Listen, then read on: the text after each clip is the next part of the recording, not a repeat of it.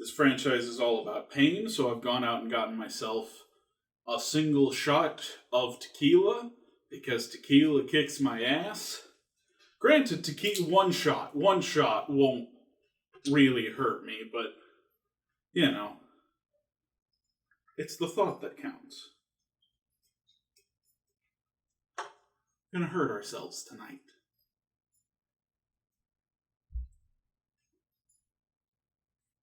Oh. If you like tequila, you're a fucking sadist. I'm sorry. That shit just... Whew. Welcome back to Drunk Rankings, the show where I drunk tweet some movies over at Matt_presents. Then I come on camera, I drink, and I rank them. Most recently, I watched the Hellraiser franchise. There's so many of these fucking movies. There's fucking 11 of these movies. The first Hellraiser is like one of my favorite movies of all time, so the goal for tonight is to be coherent enough when I get to Hellraiser to gush about how much I love Hellraiser. So to that end, I'm going to try to jump into it as quickly as possible here.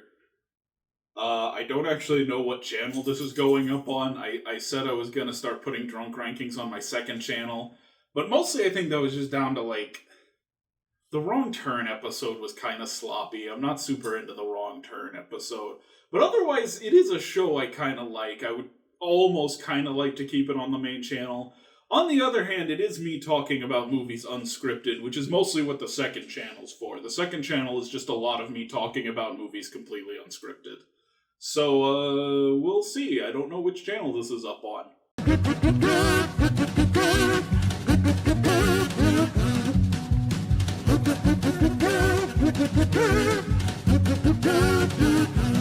Also, I don't know why I have avoided just having my laptop and microphone in the shot before. Like, why have I gone to such great lengths to conceal this? Like, who cares? It's here. Here's my laptop and my microphone. Who cares? Anyways, let's get things started with the worst of the Hellraiser movies. Much like the SNL movies, the Hellraiser movies sort of run the gambit of quality. There are some really good ones and some really bad ones. It was kind of hard picking some of these placements. Like, these bottom four, I would say, are all of pretty equivalent quality, and there's some higher in the list I think are of pretty equivalent quality. On the other hand, there's some where it's like, nope, you go right here. That is exactly where you belong in the list. So yeah, it's a mixed bag in that sense. I have elected to start with Hellraiser 9, Revelations. I mean, it was close. It was close, but what really put this one down is that it just feels so lazy. It feels so half-assed. And I was not surprised at all to find out that this is one of those movies that was made so that the studio could keep the movie rights to the Hellraiser series, so the rights didn't go back to the original creator, Mr. Clive Barker. So, that, on top of how bad the movie is just like, no, fuck you. Like, it's such a lazy movie, and it's a lazy movie that was made to keep the movie rights out of the hands of Clive Barker. So, yeah, fuck this movie. Absolutely fuck this movie. They've replaced Doug Bradley, the iconic Pinhead, with a different actor in this one. I don't know his name, and I'm not going to bother looking it up. He is not Doug Bradley, I'll tell you that much. Please ignore the sounds of the dog just running around rustling through everything. Yeah, I'm talking about you.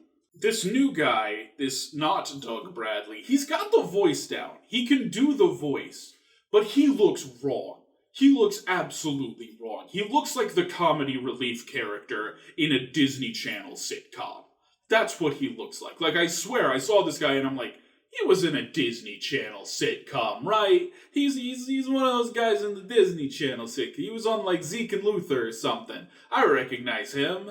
The movie opens on some found footage, which was like the hot horror movie thing at the time. it's kind of interesting seeing this franchise and like all the iterations it has gone through, because there's a few of these in here that it's like, oh, you were aping popular horror franchise of the day. This one starts found footage, and then it does not continue being found footage. And on the one hand, that almost feels cowardly. It almost feels like they were too scared to fully commit to the style, and I want to like berate them for their cowardice in that situation. On the other hand, the movie's probably a million times more watchable because it is not all found footage. So like, it was a decision made in cowardice, but it was a good decision. So in the film, these two kids, Steve and Nico, go gallivanting around Mexico. I think for spring break, maybe like summer vacation, or maybe they just decided they needed to get out of town. I don't remember. I don't care to remember. But in their travels, they of course come across the infamous puzzle box from the Hellraiser series. And, naturally they open it and bad things start happening, people start dying.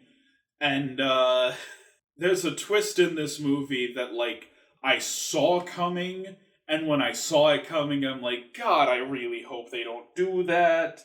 But of course they fucking did. Of course they fucking did. Because Steve has come home to his family, and he's like, getting along with all of them, and he's come home to, like, Nico's family, because he was, like, dating Nico's sister, and he and Nico, like, or he and Nico's sister, rather, have, like, a little, like, romantic makeout sesh.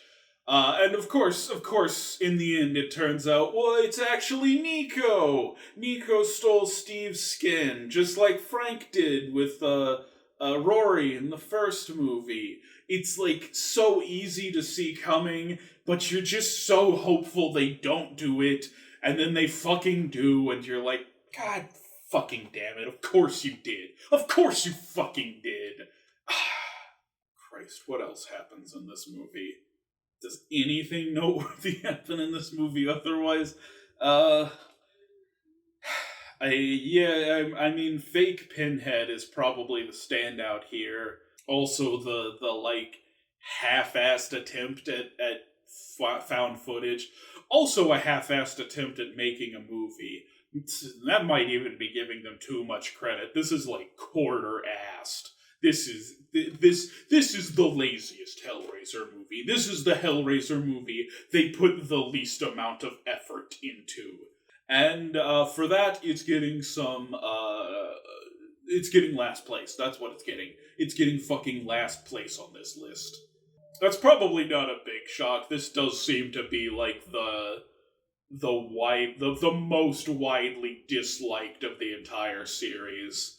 But, honestly, it was pretty close. I did have to really consider if I was gonna give this one last place, but I did, and it's because it's lazy. It's just a fucking lazy movie. And I'm not even gonna put in the effort to continue talking about it. We're just gonna move on. Like, who cares? Clearly the people who made this didn't. Hellraiser 6, Hellseeker. This is, an odd one. This one reintroduces the main character of the first film, Kirsty. Although, weirdly, it's much more of a sequel to Hellraiser 5 than it is the other Hellraiser movies. Now, we'll get to Hellraiser 5 and the ways it deviates from the series up to that point. But, when I say this feels more like a sequel to 5, what I mean is, it's a lame rehash of 5, and adding Kirsty to it just does nothing. Partially because she's, like, barely in the fucking movie. She's in so little of this movie. I should probably mention here that I'm gonna spoil a lot of these. There's a lot of these that are gonna end up getting spoiled just because I have to like, talk about some of the most egregious stuff. I already spoiled the 9th one, but, like, fuck that one, and also fuck this one, so here we go. In this film, the Cenobites have finally come for Kirsty because she opened the box in the first film and they've been trying to get her soul ever since. So here she makes a deal with them that she will give them 5 other souls in exchange for her soul, largely because she has caught her husband, who is not the guy she is like dating in the first film, nor the girl she hooks up with in the second film. It's some new guy. Uh, she's caught him cheating, and so it's like him and like all of his friends and all of the people he's cheated with, and she's sending them all to the Cenobites. Of course, that doesn't get revealed until near the end of the movie. Instead, the movie plays out with Kirsty and her husband getting in a car accident. Kirsty seemingly dies in the car accident, and then the rest of the film is her husband kind of coming to grips with that. And also there's like a police investigation, and the police start to think like he murdered his wife. There's like a lot of evidence that he murdered his wife, and pretty much everyone else he's interacting with is turning up dead too. So it really seems like he's got some sort of murder rap going on. It leads a lot more into like psychological horror than the Hellraiser franchise usually has. Again, a symptom of being more a sequel to the fifth movie. Honestly, my biggest problem with this one is that it's just fucking boring. It's so dull. Apart from discussing Kirsty's reintroduction to the series and how it really doesn't work, there's like nothing else to talk about with this. Right? Like, I kept better notes with this series than I have for, like, most franchises I have. I don't have any notes for the first two, but I've seen the first two. I'm sure I can talk about the first two quite a decent bit without having to refer to any notes. This is the only other one I wrote 0 notes for, because there's, like, fucking nothing going on in this movie. The main character, Kirsty's estranged husband, is the guy from those Allstate? Is it Allstate commercials? Mayhem, where he plays Mayhem. I think it's Allstate. It might be someone else, but I think it's Allstate. Goes to show you how memorable car insurance ads are that I can't even remember which fucking company he's with. And I mean, he is an actor who like shows up in good stuff. I forget that sometimes. I just recognize him from the Allstate ads. But he's in like John Wick. He's in the first John Wick movie, so yeah, he does show up in good stuff from time to time. He also shows up in Hellraiser 6, which is some fucking garbage. There's like a whole thing of like he got Kirsty the puzzle box for her birthday. I don't know why. I don't know how he got it. And, like, clearly in the flashbacks, like, Kirsty is upset that he's gotten her this. So it's just, like, a weird thing that I never really understood. I guess maybe it's part of why Kirsty decided to kill him, maybe? But it feels so out of nowhere. It feels so unrelated. It's just such a weird thing to throw in there. That's really all I gotta say about Hellraiser 6. Just not an interesting movie. It's just a really boring movie. And it does not feel like a Hellraiser movie. In spite of them bringing back Kirsty, the first time she's appeared in the franchise, kinda since the second film. She's in the third film, but I think it's all reused footage. I think all of the footage of her in Hellraiser 3 is reused. Maybe I'm wrong, maybe she filmed some new stuff for the third one, but at the very least, it's down to just, like, a cameo in the third movie. So, her first, like, major role in the series since the second one, And in spite of that, it feels nothing like a Hellraiser movie. This is not a Hellraiser movie. Moving on, I guess. I told myself I was going to quit saying it. I told myself I was going to quit saying moving on at the end of these, but fuck.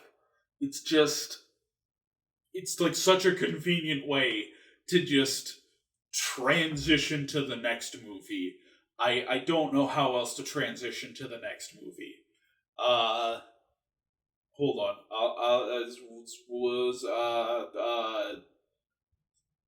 Transition. Hellraiser 7, Deader, which sounds like a really stupid title. It does. There are a group of people in the movie called the Deaders. So, in that sense, it's like, okay, I guess the title makes sense, but, like, it's still not a good title. like, if you haven't seen the movie, Deader is just the dumbest fucking title. This is one of 2 Hellraiser movies that came out in 2005. They got 2 Hellraiser movies out in the same year from the same director.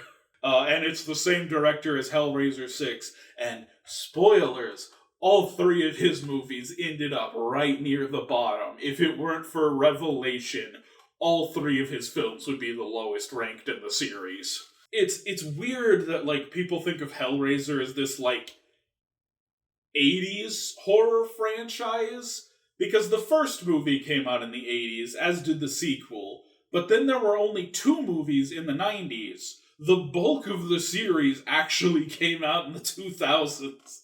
There are more Hellraiser movies from the 2000s than any other decade.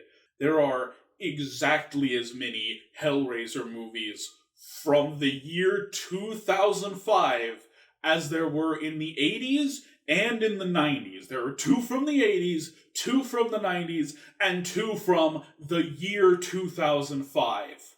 So this film follows a news reporter who hears about this gang called the Deaders, and like the weird culty things they're getting up to. And they've found this way to, like, sort of use the puzzle box and the Cenobites to, like, if they, like, commit suicide, they can come back from it. Which essentially makes this the lamer version of the film Psychomania, aka the Death Wheelers.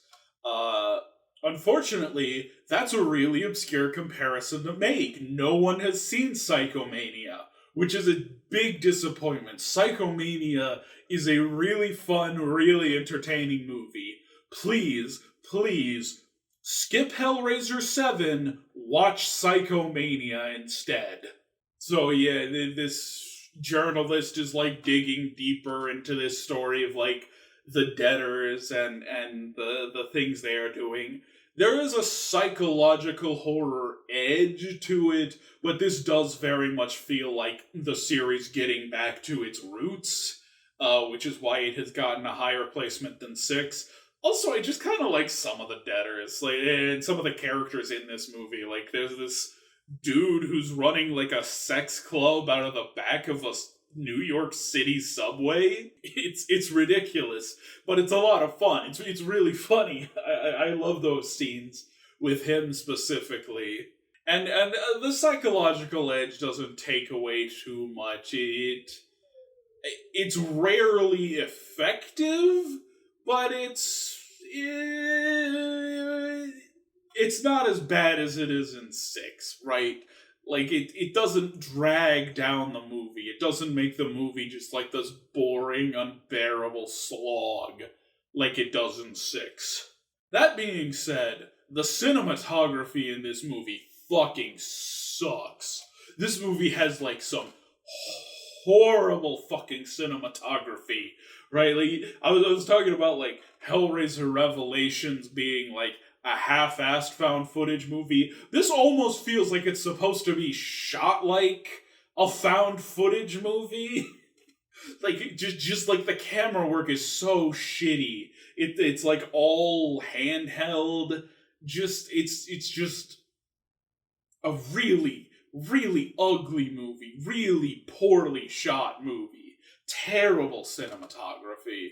Oh, also worth noting, this is the first one where, like, Pinhead's chains are at least noticeably CG, and the CG chains are just fucking terrible. Fucking terrible CG chains in this.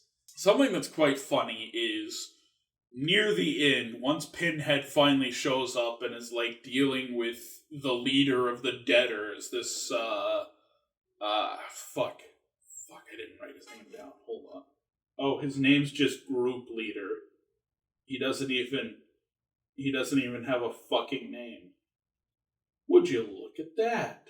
So something rather funny about this, when Pinhead finally shows up, he's like dealing with the leader of this of the debtors, this guy named Winter, and he he says about Winter that his like ancestor was like a toy maker, and that he's like part of the lineage of the guy who made the first puzzle box, which was a big plot point in Hellraiser 4.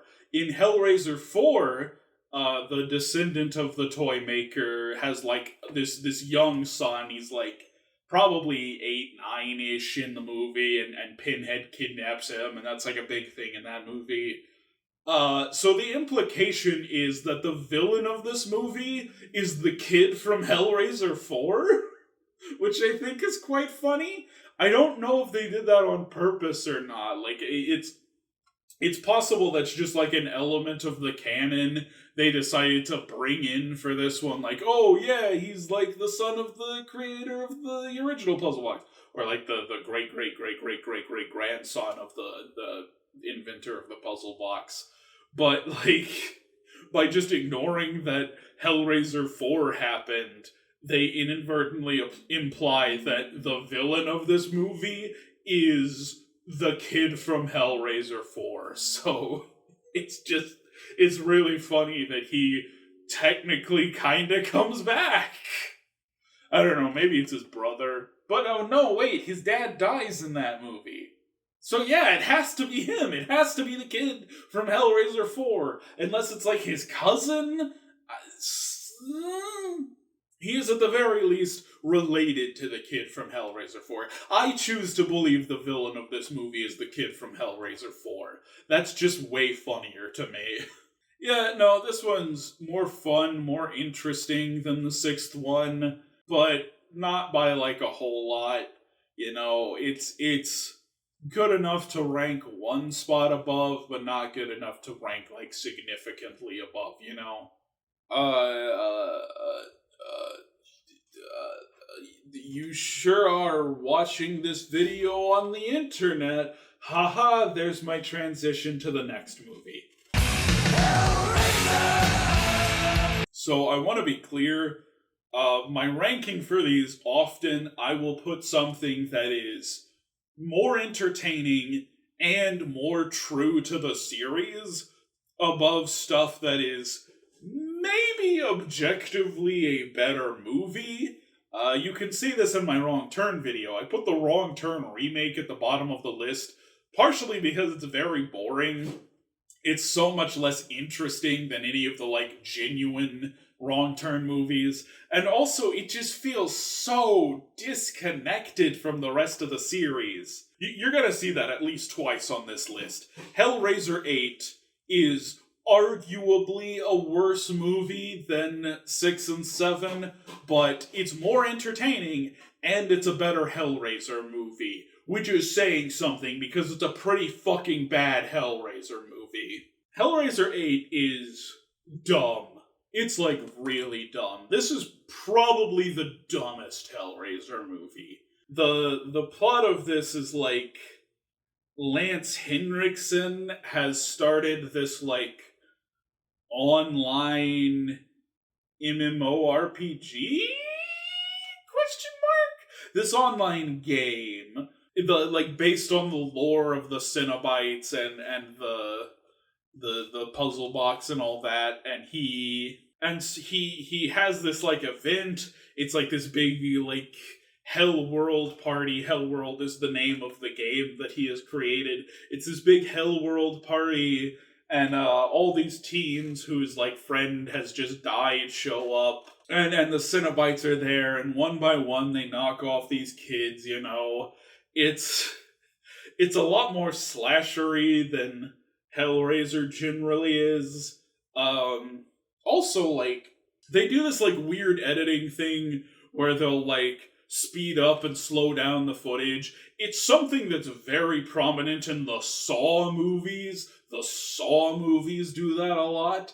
And then there's, like, a couple of kills in this movie that feel like Saw traps, like they were inspired by Saw. So, yeah, this whole movie is, like, clearly aping Saw. It's trying to, like, seem like a part of the Saw franchise, trying to cash in on the Saw franchise. So this is what I was talking about earlier when I mentioned, like, oh, they did found footage in 2011. Well, in 2005, they did Saw. So it's like, yeah, they've been trying to do, like, the popular horror franchise of the day.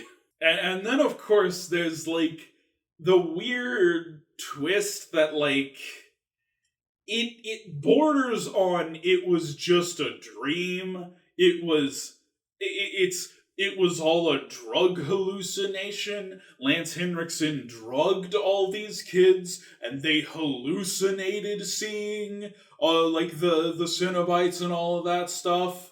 And apparently, if you die in the hallucination, you die for real, because just conveniently, all the kids that died while they were hallucinating also ended up dying in real life as Lance Henriksen was burying them alive.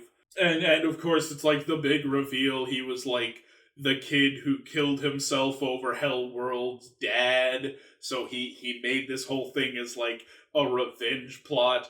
Pretty elaborate revenge plot for like, his son died not that long ago. Like, the movie opens on his son's funeral. This is like a week or two after that he's like sending out these invitations. So a pretty quick turnaround on that plan. Weirdly, the whole film feels like it takes place in sort of like a Wes Craven's New Nightmare style metaverse where like the Hellraiser movies exist.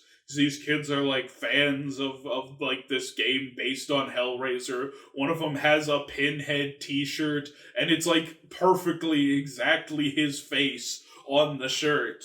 And plus, like the whole time it's like, ooh, big reveal, the Cenobites were never here. The Cenobites were never real in this movie, which does kind of help smooth over the fact that, like, the Cenobites are not slasher villains. This is, like, this is a weird thing for them to be doing in this movie, but then it's like, oh, it wasn't actually the Cenobites, it was a drug trip version of the Cenobites. But, then at the end, Lance Henriksen opens the puzzle box and the Cenobites kill him for real, and it's like, whoa, it was true, it was actually all real, whoa! One of the teens in this is played by Henry Cavill, the actor who would go on to, of course, play Superman in the DCEU, and this, like, I was looking at him. It was like 20 minutes into the film. I'm like, this dude looks familiar. And then I'm like, wait. This almost looks like a young Henry Cavill.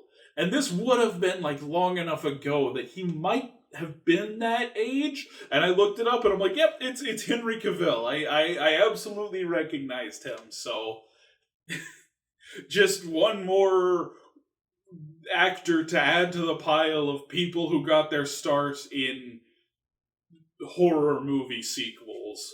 Yeah, like I said, this takes placement over 6 and 7. A, for feeling more like a Hellraiser movie, even though, like I said, it's like this weird Saw ripoff slasher movie that's not really anything like Hellraiser. It is just more like Hellraiser than 6 and 7. And also just like how absolutely weird and dumb and stupid it gets. It gives it a certain charm that like 6 and 7 just don't have. So yeah, that's why I've ranked this one above those. Does it deserve it? I don't know, probably not. But like I said, this is the dumbest Hellraiser movie, but that does make it far more entertaining than some of its counterparts. Hellraiser Judgment, more like I'm gonna judge this film. I mean, I literally am. I'm ranking it against the rest of the Hellraiser franchise, and now I'm gonna review it. I'm gonna talk about what I liked and didn't like about it. This is one of the ones I was talking about where it's like, oh yeah, this is exactly where you go. It is far better than the bottom four, but not nearly as good as anything above it. So it's like it pretty clearly is in like a gap between like the worst movies and like the slightly better movies. I would still say overall this is one of the bad ones, but it's better than the franchise has been in at least 4 movies, you know? This is the 10th movie, and so far the final one, at least before the reboot, and the reboot's like its own new continuity. This one and 9 Revelations, it's kind of unclear where they fall in the continuity. But I don't know. Hellraiser is a franchise with like kind of a loose continuity. This one's like a very Seven inspired film. It's these 2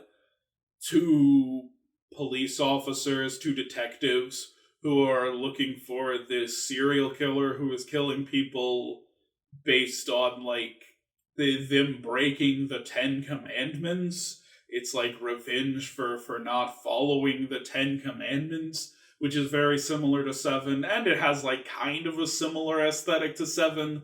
What it adds that 7 does not have is this weird mythology that feels pretty disconnected from the Hellraiser series, honestly. Like, it's all stuff that, like, hasn't really appeared before. Pinhead is in there, as is Chatterbox, the famous faceless big tooth Cenobite.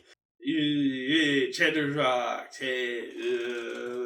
this guy, but there's like this whole process of like once they've captured someone, once they've brought someone in, they like take a record of their whole life, and then like the executioner comes in and eats the record of their life, and then he like vomits it into a trough for these like 3 hot naked women, and they eat the vomit and determine whether or not the person is like guilty or not guilty, and then like their punishment is carried out based on that. Which is a weird thing that has not been in the franchise before, but it does kind of fit. It is kind of like a weird, like, gross but kind of kinky thing that's going on.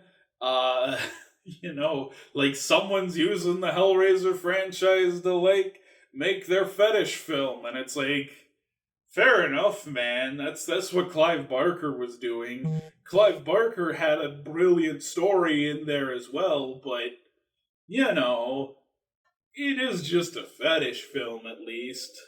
But then they also throw in this stuff about like angels and God and heaven, and it's like, I don't know, I kind of liked that Hellraiser was sort of ambiguous with like its afterlife lore, because the Cenobites, in the first one they say they're like demons to some, angels to others, And up to this point, it's been pretty vague if there's any, like, God or anything beyond, like, the Cenobites and the stuff they're doing. Like, the Cenobites and the stuff they're doing is just, like, this weird supernatural thing that's largely unrelated to, like, God and religion and heaven and hell and all that, you know? So to that end, I don't really like the addition of, like, angels and God in this one. But it like ties into the ending. It ties into, like, how they finish this off, because like, here's the spoiler again. One of the detectives ends up being the serial killer they're looking for, and, like, God and the angels actually want the Cenobites to let him go, to keep him out there on the streets, just to, like, keep people afraid of this, like, religious zealot killer, like, ooh, shape up, or this serial killer's gonna get you. But then, after the Cenobites send him back, he, like, immediately gets shot by another woman and is just back in the afterlife. And it's like, what was the point even? What was the point of that? But the one, like, kind of good thing I think they do with this is, like, Pinhead uses his powers to, like, you know, bloody pull apart, splatter, kill this angel, and then it's like, oh, you're gonna get in trouble for that, and he's like, oh, there's, like, no suffering I can't stand. What are they gonna do to me?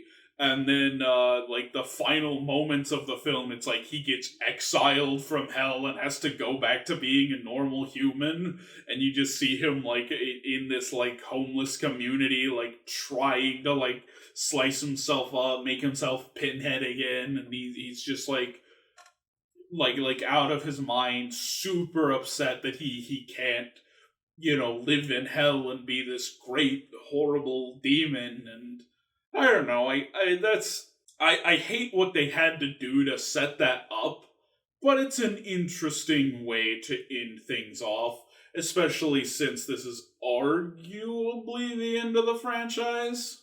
The acting in this movie is bad.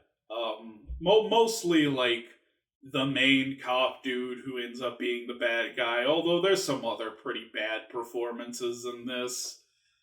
They've got a new guy doing Pinhead, and he's definitely better than, like, the dude from Hellraiser Revelations, but he's also still, like, obviously not Doug Bradley. Like, it is really obvious how not Doug Bradley he is. The main cop in the story makes a joke early on that, like, oh, you know, I dated this girl who was, like, Tale of Two Cities. And, like, obviously the joke is it was the best of times, it was the worst of times.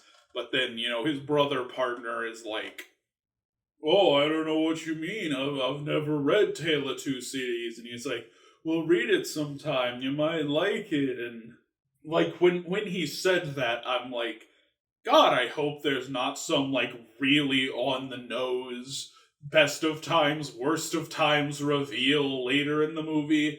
But of course there fucking was. Of course later on his partner is he's at the cop's house, and it's like, oh, Tale of Two Cities, and he opens it up and it's like, it was the best of times, it was the worst of times, and he's like, oh, I get it now, and it's like, oh my fucking, it's fucking stupid. It's just fucking stupid.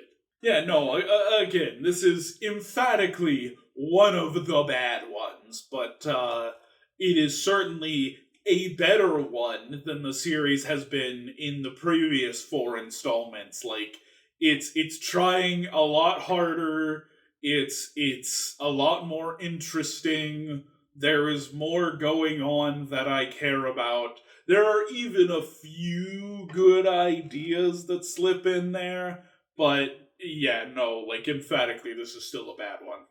Moving on. I said it again. I said it again. Fuck! Hellraiser 3 Hell on Earth. I want to be clear, there's a pretty sizable gap in quality between this and Judgment. I still don't think this one's great, but it's at least like an okay movie, right? I don't dislike this movie. 5 out of 10, perfectly middle of the road. In this movie, there's this guy named JP, and he has this like statue, and Pinhead is somehow trapped in the statue, and he has to like kill people to get Pinhead out of the statue. But then it turns out that there's two Pinheads in this movie. There's like the evil demon Pinhead who just wants to like kill people, but then there's like his more human side who's like accosting this woman he's like, oh, you gotta help me, you gotta like reconcile the two Pinheads, put them back together, which I guess helps explain why Pinhead has suddenly gone evil in this movie, because he was not this evil in previous installments. At the same time, it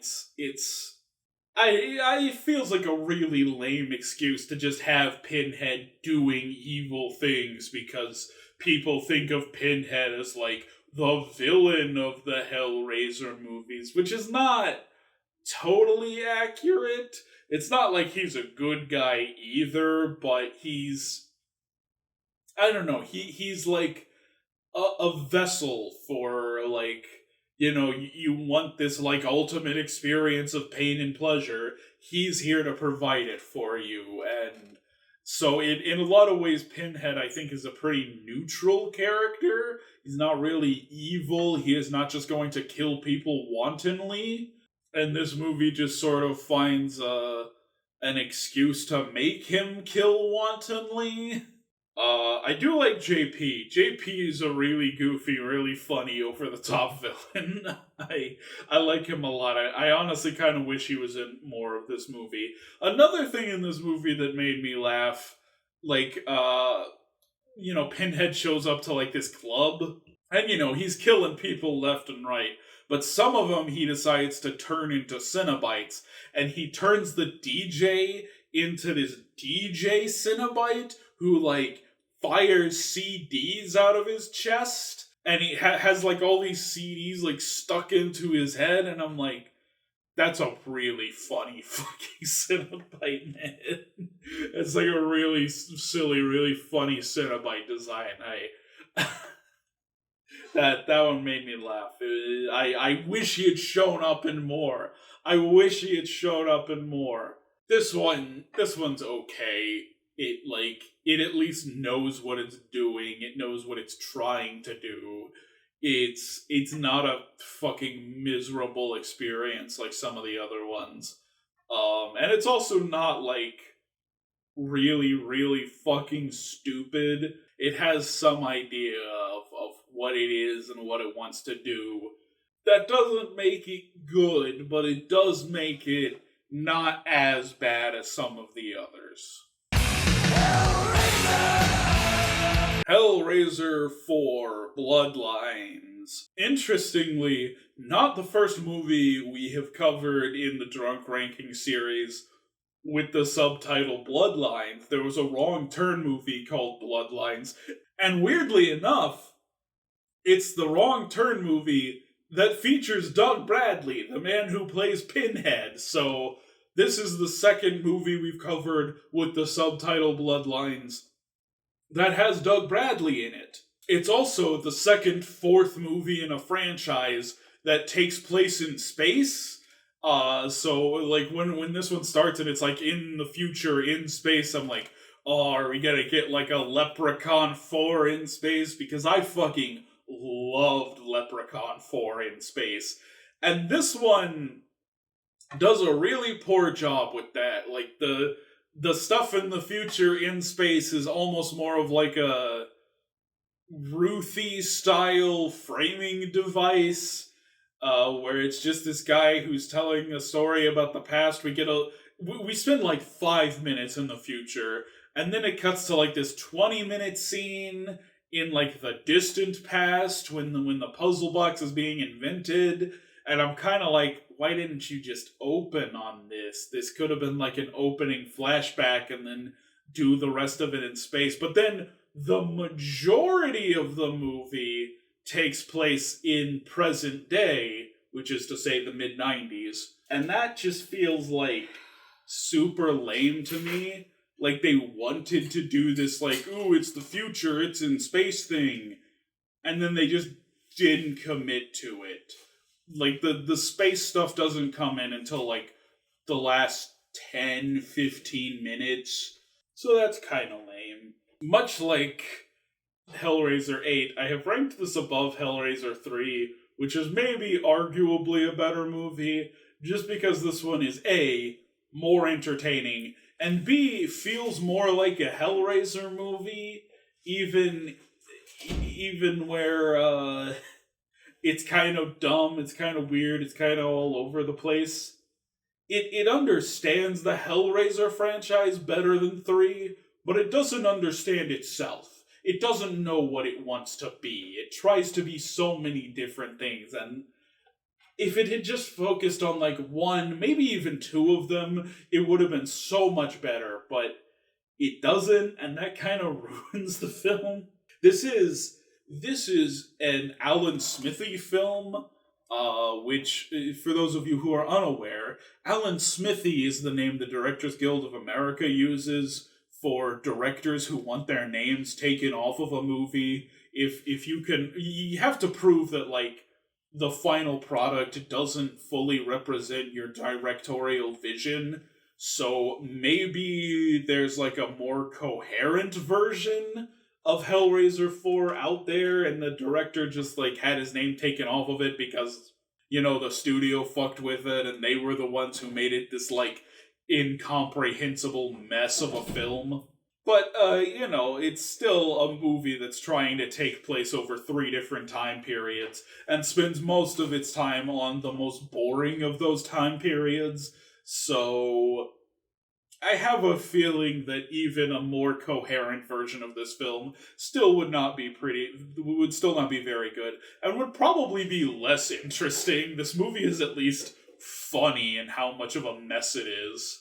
Also, like, spoilers for the rest of the Hellraiser series, Pinhead doesn't get defeated until, like, 2178, so, like, you can just keep making these movies. We know how long Pinhead lives, we know when he finally gets defeated, and it's, like, 170 years into the future. I don't know, it's a silly movie, it's a dumb movie, it's a goofy movie, but it's an entertaining movie. Like, I'm not gonna defend this one as like a good movie, but it's a thoroughly enjoyable movie. So, the first 20 minutes of Hellraiser Inferno, the 5th movie in the series, are like kind of bad, kind of cheesy. I wasn't getting super into it. And then after the first 20 minutes, it just gets good. It's like a good movie from that point on, which is weird. It's weird that like it's so hammy for the first 20 minutes, and then it's like, oh wait, let's be a good movie instead. Granted, it has nothing to do with Hellraiser. Like, it really feels like someone had just like this completely unrelated script for like a psychological horror movie, and then like slapped the Hellraiser name on it at the last second, because it feels more like a Silent Hill movie, honestly. It's a psychological horror film. Hellraiser is not a psychological horror franchise. Like, the Cenobites' whole thing is like torturing people to bring them to like the brink of pain and pleasure, and I don't know how just like psychologically torturing this cop achieves that. In the film, there's this cop who's like chasing down a serial killer. I know that's come up before now, although this was the first one in the series to do it, at least. Cop chasing down the serial killer, but like weird things keep happening, and the people close to him keep dying, and he doesn't understand what's going on, and then of course it's he's opened the puzzle box, and this is the Cenobites just messing with him mentally. So in the end, it is kind of hard to determine what actually happens and what is like a product of his deranged mind, and like probably all of it is part of his deranged mind, but maybe some of it isn't. That I'm maybe not super into, but it is like at least effective psychological horror in some ways. I wish it wasn't a Hellraiser movie, both because it feels out of place in the Hellraiser franchise, and the necessity to tie in Pinhead and the Cenobites at the end feels like it ruins what could be like otherwise a very like interesting twist. This is the first movie from the man who would go on to direct Doctor Strange, which is just nuts to me that, like, the director of a Marvel film started off making a Hellraiser movie that, like, kind of doesn't feel like a Hellraiser movie. Also, the lead actor has worked with Clive Barker. He was in Clive Barker's Nightbreed, so maybe that's what landed him in the role in this. I don't know, but he was in Nightbreed. He's worked with Clive Barker, the originator of the series. I don't know how much else I have to say about Hellraiser Inferno, and I am really trying to wrap this one up. So let's just keep it moving. They turn Pinhead into a woman in this movie. That this is some woke nonsense. The fucking liberals have taken over Hollywood. They turn Pinhead into a woman.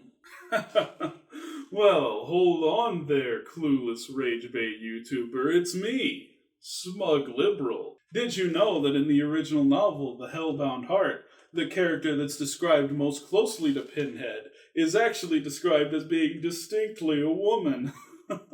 I'm sure that resolves all the issues you have with this film, and this was definitely not you just trying to start some crazy culture war to get back at your political enemies. Yes, unlike Leprechaun and Wrong Turn, I have not put the Hellraiser remake at the bottom. In fact, I have put the Hellraiser remake very close to the top. This is a very good, very competent horror film that in some ways feels like it falls short of being a Hellraiser movie. It's just not horny enough. It needs to be hornier. It also feels like it should have been shorter. Like, and I'd be hard pressed to say that there's any like particular scenes or moments or things I would cut from the film. It's just there's a lot of scenes that needed to be shorter. You really should have gotten this one in under 2 hours. Like, it would have been fine. It would have been just as effective if it were an hour 45. It really needed to be shorter. That said, there's still stuff I like about it. Like I said, it's a very competently made film. They changed the rules a little on how like the puzzle box and the Cenobites work. I'm kind of okay with that in a remake, though. I kind of like what they do with it. It feels like there are clearer rules for the puzzle box, you know? Like, in previous films, it just kind of feels like, you know, there's like a part of the puzzle box that like comes out, turns around, goes back down, and then it comes out, turns back around, and goes back into being the box. And that's it. That's all it does, and that's all you need to do to summon the Cenobites. In this one, there's like 6 different stages of the puzzle box, and at each stage you have to like kill someone to keep the configuration moving, to keep things going along, and then when you finally get to the end, you get to like make demands of the Cenobites. So it's different, but I'm kind of accepting of its differences. There's some really cool Cenobites in this movie. They've got some cool designs for the Cenobites in this one. I wish they showed up more. They needed to show up way earlier and have way more of a presence in this movie. They feel just a tad underutilized for my tastes. But I don't know. It's a decent horror movie with a couple weaknesses, and for that I gotta give it a lot of credit. I mean, it's certainly it's better than Hellraiser has been since, I mean, the year 2000. That's when Hellraiser Inferno came out. So, yeah, it's the best Hellraiser movie since the year 2000. Do I want sequels to this? Not really. I think they nailed it. I don't need more in this Hellraiser universe. I don't need sequels to this Hellraiser. Honestly, if they're gonna make more Hellraiser movies, I would almost rather they did more sequels to like the original, or if they were like their own unique spin-offs that like much in the vein of this one didn't follow the rules of the original Hellraiser, but like sort of made up their own rules, sort of made their own story out of it.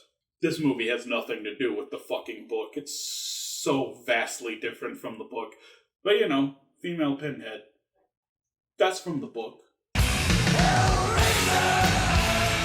Hellbound, Hellraiser 2. I don't know why the subtitle is before the title on this one, but it's a good movie. I've seen this one before, and honestly, I wasn't super into it the first time I saw it.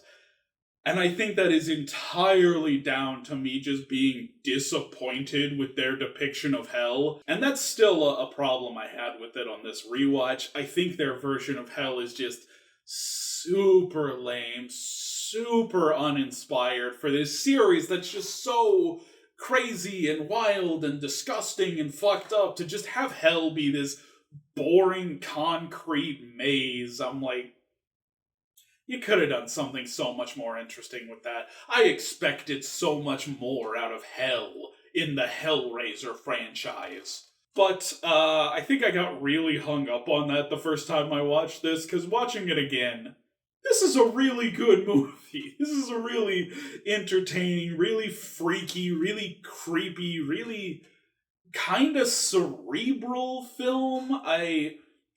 It's not like the full-on psychological horror that the movies would try to be after Hellraiser 5, but you know, it's got some like weird, creepy, trippy visuals that I really enjoy. I think they expand on the lore of the first film a lot more in like an interesting way, you know.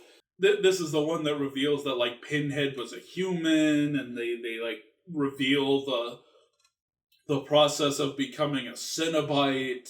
They bring back Claire Higgins in a very satisfying way. She has like sort of the same arc Frank had in the first movie, with her like needing bodies to come back to life. I think it's a really interesting way to bring her back, and Claire Higgins is just so fucking good in these movies. Like I really like her, so it's just nice that they found a way to bring her back for this one. I like Kirsty's like super autistic puzzle solving girlfriend in this one. I think it's very funny that like there's like this insane doctor who's trying to summon the Cenobites, and he uses her to like solve the puzzle box because he knows she's like super good at puzzles. But then like the Cenobites, and also, you know, I think he's trying to like avoid punishment from the Cenobites, but then the Cenobites show up and they're like, it's not hands that bring us, but intent. And that's just like an interesting part of the lore I really like. I don't know what else to say. I really like Hellraiser 2. I don't think it's as good as the first one, but and I'm super disappointed by its depiction of hell. I said that, but I don't know. Otherwise, this is a really good one. This is a really entertaining entry, and this is like a really actually good, solid entry in the Hellraiser franchise. Hellraiser! Here we are, the original Hellraiser, and like, God, where do I even start? I love Hellraiser so much. I think Hellraiser is one of the greatest movies of all time. I know some people think it's a little cheesy, and honestly, at parts it is quite cheesy, but I would say like its silliest, goofiest moments are flashbacks that like Julia is having, and in a way, it almost feels like it feels like these flashbacks are deliberately romanticized, right? They're very soap opera-y, you know. The acting is very over the top. There's like a soft focused lens on everything. So in some ways, like, the cheesiest moments of the film feel deliberate in the sense that they are like the romanticized flashbacks of a lonely housewife, of a housewife who's in love with her husband's brother, who has inexplicably disappeared, but oops, he is back as this bloody skeleton. And I'll admit to you, there's stuff in this movie that doesn't make a lot of sense. There's stuff that, like, really doesn't tie into anything. Mostly I'm referring to, like, the homeless man who just keeps showing up and he, like, eats crickets, and then at the end he turns into, like, a devil bat or something. God, I just love this movie, man. At its core, I think Hellraiser is a movie about the cross section between, like, sexual kink and religion, right? It's a movie that's very much like about how kinky religion is, and also it's an exploration of the ideas of, like, pain and pleasure. With pleasure necessarily comes pain, and so to find the ultimate pleasure, the maximum pleasure, you have to find the ultimate pain, the ultimate edges of pain. It's a fascinating movie. I think it's a brilliant movie, even. I love Hellraiser so much. So much. Hellraiser, it's one of my favorite movies. I said that at the beginning.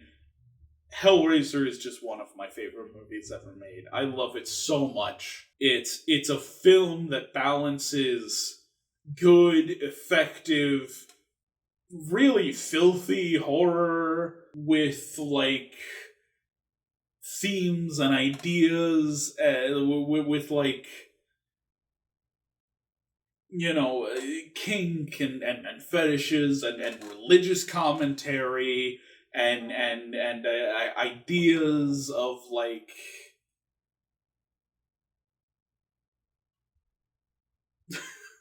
I've lost it. I've gone too far. Fuck. I just love this movie, man. Like, there's so much to this movie that I love. It's honestly hard for me to vocalize sometimes. I just love Hellraiser so much. It's not as good as Blues Brothers, but I think this is probably the second best movie I have talked about for this franchise. And it's also probably the movie I've watched the most, because this is like my fourth or fifth viewing of it. I love Hellraiser, man. I love Hellraiser so fucking much. Brilliant movie, man. Brilliant movie. Alright. Next time on Drunk Rankings, we're swinging wildly to, like, a completely different tone and genre. It's the Bring It On franchise. A bunch of movies about cheerleaders. I have 6 of them. I think there's a 7th. I think a 7th movie came out last year, so we'll be talking about all 7 Bring It On movies. That is my next Drunk Ranking series. I have already spent way too long on this video, so thank you for joining me through these Hellraiser movies.